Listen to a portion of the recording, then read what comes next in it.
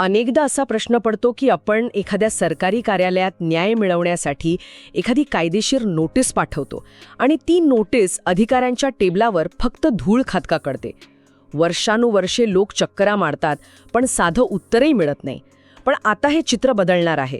सर्वोच्च न्यायालयाचा नुकताच आलेला महत्त्वपूर्ण निर्णय आणि कोड ऑफ सिव्हिल प्रोसिजर 1908च्या कलम 80चं महत्त्व आता प्रत्येक अधिकाऱ्याला समजून घ्यावंच लागेल.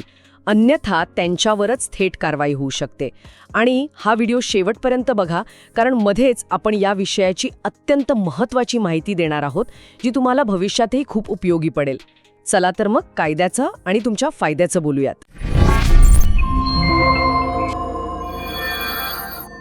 हो, अगदी अचूक मुद्दा पकडलात तुम्ही. आजचा आपला विषय खरंच खूप जिव्हाळ्याचा आणि तळागाळातील लोकांशी जोडलेला आहे. हो ना, कारण अनेकदा सरकारी कार्यालयांच्या लाल फितीशाहीमुळे सामान्य माणसाला जो नाहक त्रास सहन करावा लागतो तो आपण सगळेच पाहतो. बरोबर. आणि म्हणूनच आपण आज यावर सविस्तर बघूया. कसं आहे, महाराष्ट्र शासनाच्या मुख्य सचिव राजेश कुमार यांच्या स्वाक्षरीनं नुकतंच म्हणजे 23 फेब्रुवारी 2026 रोजी एक अत्यंत महत्त्वाचं आणि कडक परिपत्रक काढण्यात आलं आहे. हे परिपत्रक क्रमांक 242/2025 ई आहे. माझ्या अनुभवातून सांगतो, हे परिपत्रक प्रशासकीय कामकाजात एक मोठी क्रांती आणि पारदर्शकता आणणारं ठरू शकतं. अर्थात जर त्याची अंमलबजावणी योग्य पद्धतीने झाली तर. हे ऐकायला तर खूप आश्वासक वाटतंय. पण मी जेव्हा या विषयावर थोडा अभ्यास करत होते तेव्हा माझ्या वाचनात आलं की हे परिपत्रक काही अचानक आलेलं नाहीये. नाही, अजिबात नाही. यामागे सर्वोच्च न्यायालयाचा एक मोठा दणका आहे असं म्हणतात. येरिकला सुंकलम्मा विरुद्ध आंध्र प्रदेश राज्य या प्रकरणाचा संदर्भ मी वाचला. तर मला आणि आपल्या प्रेक्षकांना हे जाणून घ्यायला नक्कीच आवडेल की या प्रकरणात असं नेमकं काय घडलं होतं. होय, त्याची पार्श्वभूमी खूप रंजक आणि तितकीच गंभीर सुद्धा आहे. हे जे येरिकला सुंकलम्मा आणि इतर विरुद्ध आंध्र प्रदेश राज्य प्रकरण आहे ना, हे दिवाणी अपील क्रमांक 4311/2025 आहे. 24 मार्च 2025 रोजी सर्वोच्च न्यायालयाने यावर ऐतिहासिक निकाल दिला. या प्रकरणाची मूळ कथा अशी आहे की सामान्य नागरिकांच्या जमिनीच्या किंवा नुकसान भरपाईच्या संदर्भात शासनाकडे एक कायदेशीर नोटीस पाठवली गेली होती. ही नोटीस त्याच कलम 80 अंतर्गत होती का? अगदी बरोबर. कोड ऑफ सिव्हिल प्रोसिजर 1908च्या कलम 80 अंतर्गत ही नोटीस होती. पण झालं काय, सरकारी अधिकाऱ्यांनी नेहमीप्रमाणे त्या नोटीसकडे पूर्णपणे दुर्लक्ष केलं. ना त्याचं उत्तर दिलं, ना त्या तक्रारीची दखल घेतली. बापरे. मग पुढे? प्रकरण जेव्हा खालच्या न्यायालयांमधून फिरत सर्वोच्च न्यायालयात पोहोचलं तेव्हा खंडपीठाने अत्यंत संताप व्यक्त केला. न्यायालयाने स्पष्ट निरीक्षण नोंदवलं की कलम 80 अंतर्गत दिलेल्या नोटिसांना अधिकारी केवळ कचऱ्याची टोपली दाखवतात किंवा ती फक्त एक कागदी औपचारिकता समजतात. म्हणजे बघा, ज्या व्यवस्थेने लोकांचे प्रश्न सोडवायचे तीच व्यवस्था प्रश्नांकडे पाठ फिरवत होती. खरंय. आणि म्हणूनच सर्वोच्च न्यायालयाला स्वतः लक्ष घालावं लागलं. त्यांनी आपल्या निकालाच्या परिच्छेद 93 ते 114 मध्ये कोड ऑफ सिव्हिल प्रोसिजर 1908च्या कलम 80च्या मूळ उद्देशावर सविस्तर भाष्य केले आहे. म्हणजे मूळ कायदा काय सांगतो यावर? हो, एक किस्सा पाहूया. ब्रिटिश काळात जेव्हा हे कलम आणलं गेलं तेव्हा त्याचा उद्देश असा होता की सरकारवर अचानक खटला भरला जाऊ नये. त्यांना 2 महिन्यांचा वेळ मिळावा जेणेकरून ते प्रकरणाची शहानिशा करू शकतील आणि कोर्टाबाहेरच तोडगा काढू शकतील. जेणेकरून जनतेचा आणि सरकारचा पैसा आणि वेळ दोन्ही वाचेल. अगदी. पण आजकाल अधिकारी या 2 महिन्यांच्या वेळेचा वापर केवळ प्रकरण प्रलंबित ठेवण्यासाठी करतात. हीच बाब न्यायालयाला खटकली. माफ करा, मध्येच थांबवतीये, पण जर अधिकाऱ्यांनी नोटीसकडे पूर्णपणे दुर्लक्ष केले आणि ते न्यायालयात गेलेच नाहीत तर काय? म्हणजे अधिकाऱ्यांना वाटेल की आपण गप्प बसलो तर प्रश्न आपोआप सुटेल. हो, नाही, अगदी योग्य प्रश्न आहे. आणि इथेच मला एक मोठा गैरसमज म्हणजे एक मिथ फोडायचा आहे. कोणता गैरसमज? बऱ्याचदा लोकांना आणि स्वतः काही अधिकाऱ्यांनाही असं वाटतं की नोटीस आली ना मग येऊ दे, आपण काहीच उत्तर द्यायचं नाही, थेट कोर्टातच बघून घेऊ. हा एक अत्यंत चुकीचा समज आहे.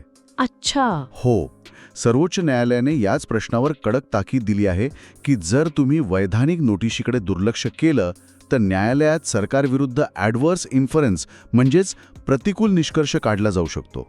हे प्रतिकूल निष्कर्ष थोडं सोप्या भाषेत सांगाल का? म्हणजे नेमकं काय होतं न्यायालयात? सोप्या भाषेत सांगायचं तर समजा एखाद्या शिक्षकाने विद्यार्थ्याला विचारला की तू माझा पेन चोरलास का, आणि तो विद्यार्थी काहीच बोलला नाही, गप्पच राहिला. तर शिक्षक काय समजतील? की याच विद्यार्थ्याने पेन चोरला आहे. अगदी तसंच.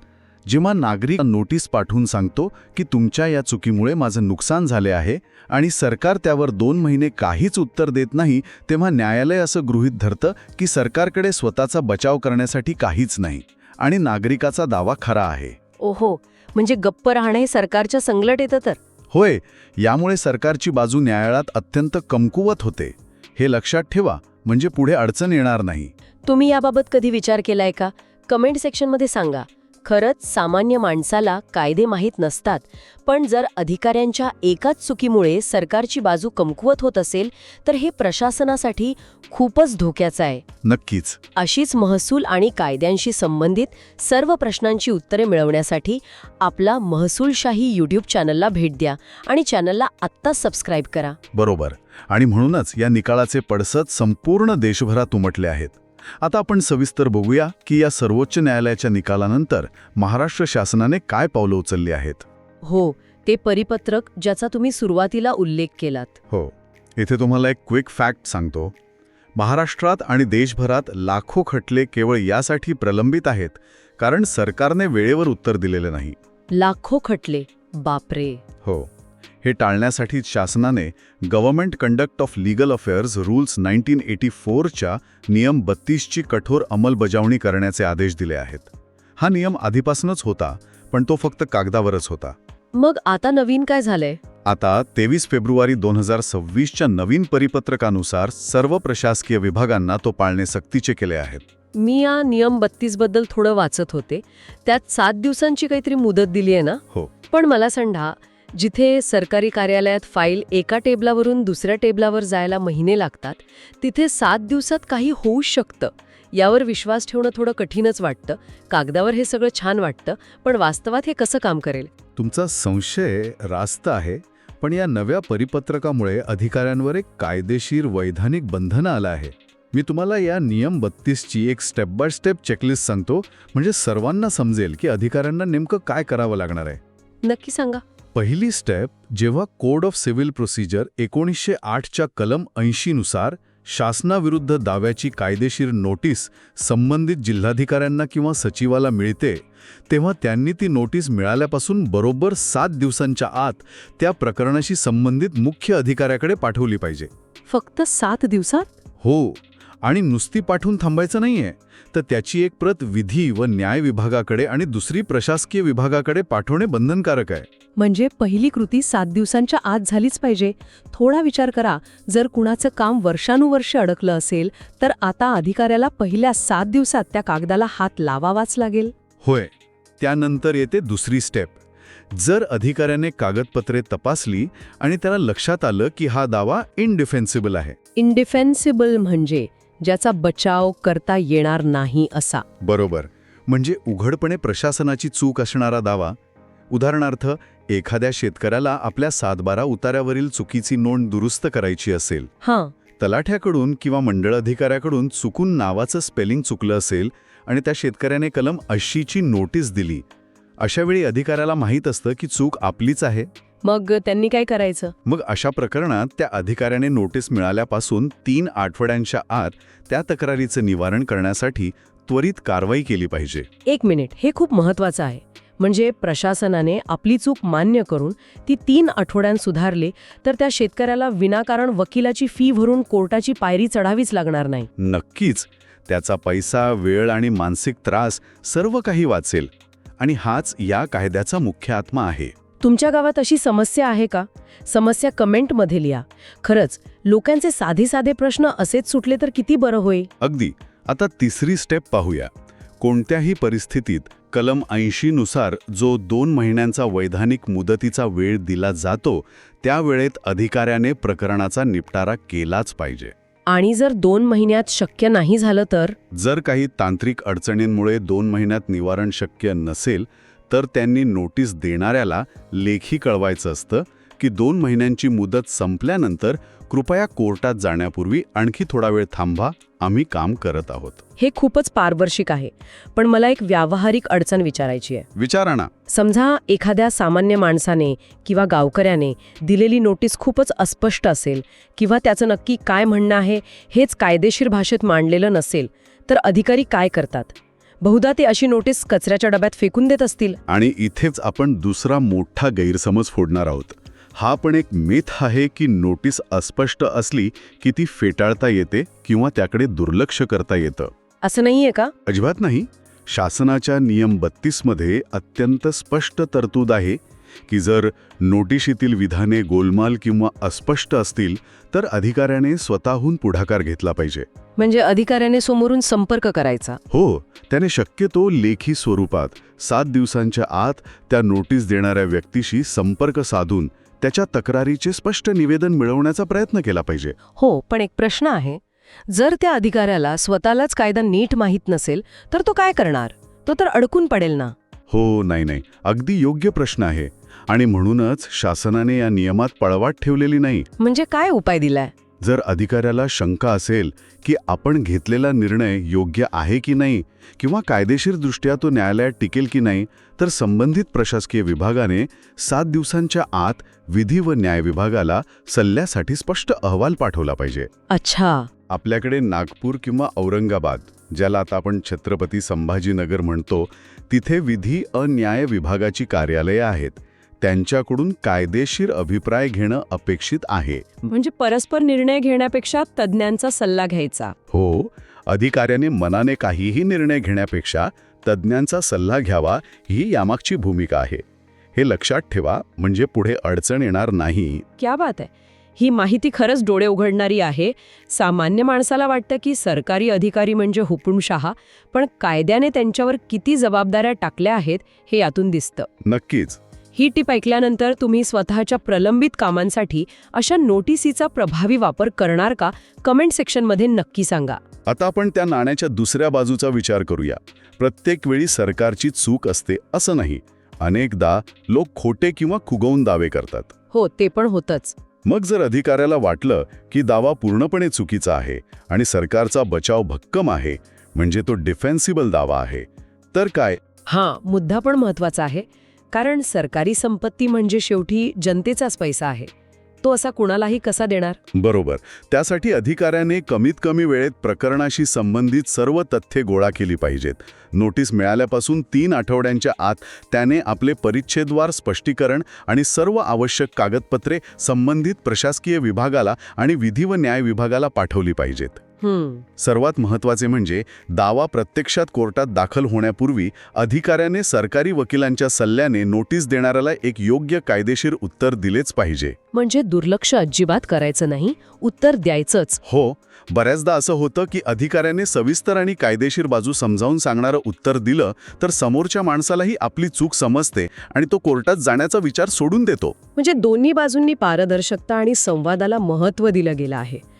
पण मला सांगा, हे सगळं परिपत्रकात लिहिलं आहे, पण जर अधिकाऱ्याने या सर्व प्रक्रियेला पुन्हा केराची टोपली दाखवली आणि त्याच्या या हलगर्जेपणामुळे प्रकरण वाढलं, तर त्याच्यावर काही वैयक्तिक कारवाई होते का, की फक्त सरकारला दंड बसतो? हाच तर या नवीन परिपत्रक क्रमांक 242/2025 चा सर्वात मोठा मास्टर स्ट्रोक आहे. नियमांमध्ये यावर अत्यंत कडक तरतूद आहे. वैयक्तिक कारवाईचे? हो, जर अधिकाऱ्याच्या अशा कोणत्याही कुचराईमुळे किंवा दुर्लक्षामुळे शासनाला प्रदीर्घ कायदेशीर लढाईत ओढावं लागलं आणि त्यातून शासनाचे टाळता येण्यासारखे आर्थिक नुकसान झाले, उदाहरणार्थ कोर्टाने सरकारला दंड ठोठावला, तर संबंधित प्रशासकीय विभागाने अशा चुकांची अत्यंत गंभीर दखल घेतली पाहिजे. सर्वोच्च न्यायालयाने सुद्धा परिच्छेद 93 ते 114 मध्ये हेच नमूद केले आहे की अशा बेजबाबदार अधिकाऱ्यांमुळे शासनाचा बचाव कमकुवत होतो. आणि मग तो दंड कोण भरणार? माझ्या अनुभवातून सांगतो, अशा प्रकरणात शासनाला झालेल्या आर्थिक नुकसानीची भरपाई थेट त्या संबंधित अधिकाऱ्याच्या पगारातून किंवा निवृत्ती वेतनातून वसूल करण्याची तरतूद कायद्यात आहे. बापरे. म्हणजे आता अधिकाऱ्यांना स्वतःच्या खिशाला झळ बसण्याची भीती आहे. तर ही भीतीच कदाचित या व्यवस्थेला कामाला लावेल. इथे क्विक फॅक्ट सांगावीशी वाटते की अनेक प्रगत देशांमध्ये सरकारी अधिकाऱ्यांना त्यांच्या कामाच्या दिरंगाईसाठी थेट जबाबदार धरलं जातं. तीच सिस्टीम आता आपल्याकडे अधिक प्रभावीपणे लागू होत आहे. होय, आणि म्हणूनच 23 फेब्रुवारी 2026च्या या परिपत्रकात मुख्य सचिवांनी सर्व मंत्रालयीन विभागांना सक्त ताकीद दिली आहे की त्यांनी या government conduct of legal affairs rules 1984च्या नियम 32चे काटेकोरपणे पालन करावे. म्हणजे यात कोणतीही पळवाट नाहीये. अजिबात नाही. कोणत्याही प्रकारची कसूर किंवा यातून पळवाट शोधण्याचा प्रयत्न खपवून घेतला जाणार नाही. हे परिपत्रक महाराष्ट्र शासनाच्या अधिकृत वेबसाईटवर उपलब्ध आहे, ज्याचा संदर्भ क्रमांक 2026-02-23-12-056-9212 असा आहे. राज्यातील सर्व अधीनस्थ कार्यालये, महामंडळे आणि उपक्रमांना हे समानरित्या लागू आहे. खरंच आजची ही चर्चा अत्यंत माहितीपूर्ण होती. थोडक्यात आज आपण काय पाहिलं?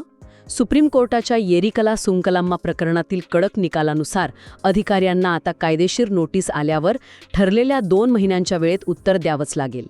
त्यांनी दुर्लक्ष केलं तर ॲडव्हर्स इन्फरन्स म्हणजेच प्रतिकूल निष्कर्ष कोर्टात त्यांच्या विरोधात जाईल. बरोबर. आणि जर त्यांनी 3 आठवड्यात आपली चूक सुधारली तर सर्वांचाच वेळ आणि पैसा वाचेल. शेवटी मला या निमित्ताने एकच अत्यंत महत्त्वाचा संदेश द्यायचा आहे बघा. कायदा हा सामान्यांच्या संरक्षणासाठी आणि त्यांच्या कल्याणासाठी निर्माण केला जातो. त्यांना वेठीस धरण्यासाठी किंवा त्रस्त करण्यासाठी नाही. खरंय. प्रशासनातील अधिकाऱ्यांनी जर कोड ऑफ सिव्हिल प्रोसिजर 1908च्या कलम 80 अंतर्गत आलेल्या नोटिशीला केवळ कागदाचा तुकडा न मानता एका सामान्य माणसाची आर्त हाक मानून अधिक संवेदनशीलतेने आणि गांभीर्याने घेतले तर न्यायव्यवस्थेवरील हजारो खटल्यांचा ताण एका झटक्यात कमी होऊ शकतो. अगदी 100% खरं. आणि सर्वात महत्त्वाचे म्हणजे लोकशाहीत सर्वसामान्यांचा व्यवस्थेवरील उडालेला विश्वास पुन्हा एकदा अधिक दृढ होऊ शकतो. खूपच सुंदर, मार्मिक आणि प्रेरणादायी विचार मांडलात. हीच ती संवेदनशीलता जी प्रशासनात हवी आहे. हा व्हिडिओ आपल्याला आवडला असेलच. असेच महसूल आणि इतर सर्व कायद्यांबाबत सोप्या भाषेत मार्गदर्शन तुम्हाला यापुढेही हवाय? मग आपला महसूलशाही यूट्यूब चॅनल तुमच्यासाठी आहे. नक्कीच. तसेच पुढच्या भागात आपण कोणत्या नव्या कायदेशीर विषयावर किंवा महसुली अडचणींवर सविस्तर चर्चा करावी हे आम्हाला कमेंट करून नक्की सांगा. आपल्या व्हिडिओच्या डिस्क्रिप्शनमध्ये दिलेल्या लिंकवर क्लिक करून आमच्या व्हॉट्सॲप आणि टेलिग्राम ग्रुपमध्ये नक्की सामील व्हा. तिथे आपण अशाच महत्त्वाच्या माहितीची मोफत देवाणघेवाण करत असतो. हो, ती माहिती खूप उपयोगाची असते. हा व्हिडिओ आपल्या मित्रांना गावातल्या व्हॉट्सॲप ग्रुपमध्ये जरूर फॉरवर्ड करा, जेणेकरून माहिती सर्वांपर्यंत पोहोचेल. आपणही कोणाची तरी मदत करून आशीर्वाद कमवा. व्हिडिओ आठवणीने इतरांनाही जरूर शेअर करा. आज इथेच थांबूया. लवकरच भेटू पुढील भागात. धन्यवाद. जय महाराष्ट्र.